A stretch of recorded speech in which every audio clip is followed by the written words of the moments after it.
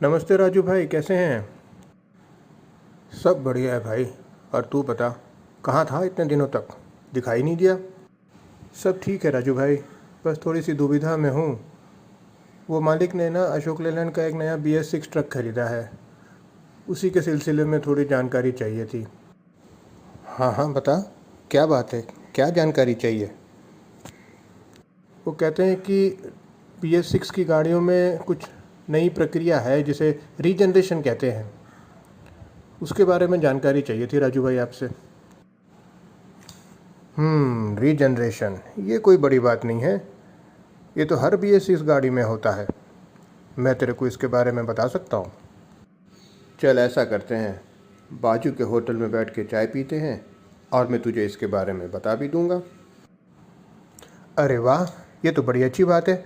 चलिए चलते हैं। आजा, बहुत दिनों के बाद मिलकर तुझसे अच्छा लगा। रीजनरेशन एक सामान्य प्रक्रिया है जो हर BS6 गाड़ी में होती है। इससे DPF में यानी डीजल पार्टिकुलेट फिल्टर जो एग्जॉस्ट में होता है, उसमें जो सूट जमा होता है उसको जलाकर सिस्टम से बाहर निकाल दिया जाता है। रीजनरेशन की प्रक्रिया दो प्रकार की होती है, एक है पैसिव और दूसरा है एक्टिव। पैसिव रीजनरेशन जो होता है वो अपने आप ही गाड़ी में होता रहता है। जब गाड़ी चल रही होती है तो जो इंजन के अंदर से गर्म गैसेस निकलती हैं एग्जॉस्ट में, उनसे जो DPF में जमा हुआ कार्बन होता है वो अपने आप ही जलकर सिस्टम के बाहर निकल जाता है। तो इसका मतलब है कि गाड़ी में जो पैसिव रीजनरेशन होता है उस पर कोई नियंत्रण नहीं होता, वो अपने आप ही होता है। बिल्कुल सही समझा तुमने। पैसिव रीजनरेशन जो होता है वो अपने आप ही होता है। हाँ, मगर ट्रक चलाते समय एक्टिव रीजनरेशन की जानकारी होना अनिवार्य है, क्योंकि इस प्रक्रिया से संबंधित डैशबोर्ड पर कई लैंप दिए गए हैं और इस प्रक्रिया को कभी-कभी कंट्रोल करना भी ज़रूरी होता है। अब मैं तुम्हें एक्टिव रीजनरेशन की प्रक्रिया से संबंधित डैशबोर्ड पर जो लैंप दिए गए हैं उनके बारे में एक एक करके जानकारी दूंगा। सबसे पहला है हेस्ट लैंप। जब यह लैंप जल रहा हो तो इसका मतलब है कि गाड़ी में रीजनरेशन की प्रक्रिया शुरू हो चुकी है। ऐसे समय में यह ध्यान रखना कि एग्जॉस्ट से निकलने वाले धुएं का तापमान बहुत ज़्यादा होगा।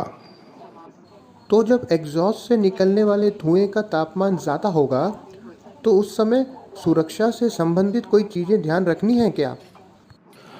हाँ हाँ बिल्कुल। जब यह हेस्ट लैंप जल रहा हो और गाड़ी में एक्टिव रीजनरेशन की प्रक्रिया चल रही हो, उस समय कुछ बातों का ध्यान रखना बहुत ज़रूरी है। जैसे कि गाड़ी किसी भीड़ भाड़ वाले इलाके में नहीं होनी चाहिए, गाड़ी के आसपास कोई ज्वलनशील पदार्थ नहीं होने चाहिए और गाड़ी किसी फ्यूल स्टेशन पर नहीं होनी चाहिए।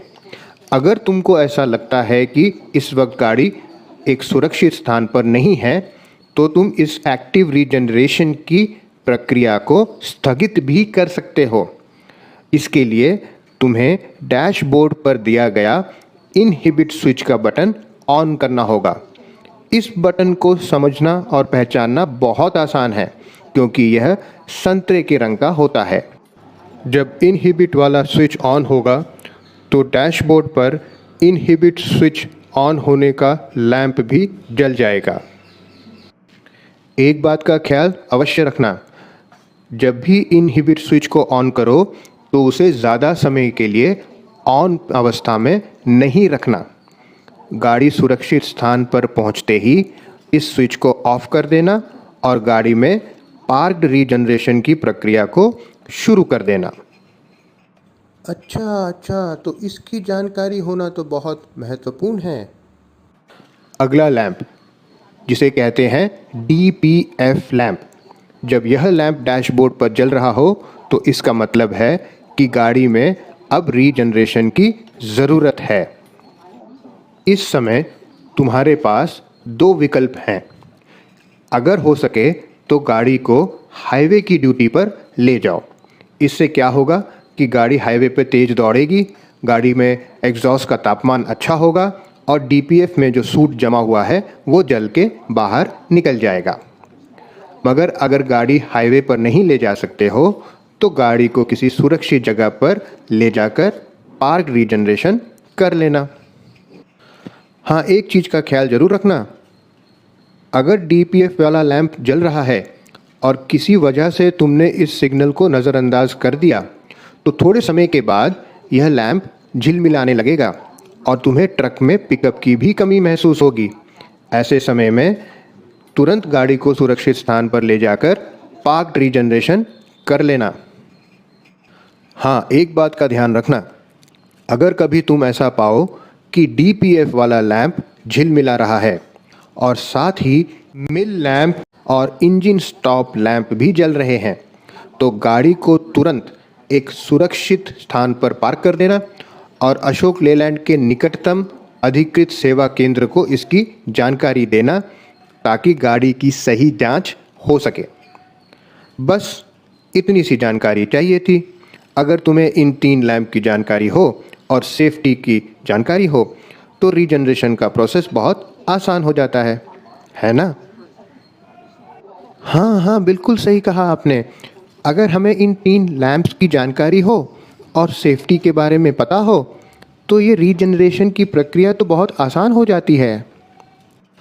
आपका बहुत बहुत शुक्रिया राजू भाई। अब मुझे रीजनरेशन से संबंधित सारी जानकारी हो गई है। अब मुझे कोई घबराहट नहीं होती।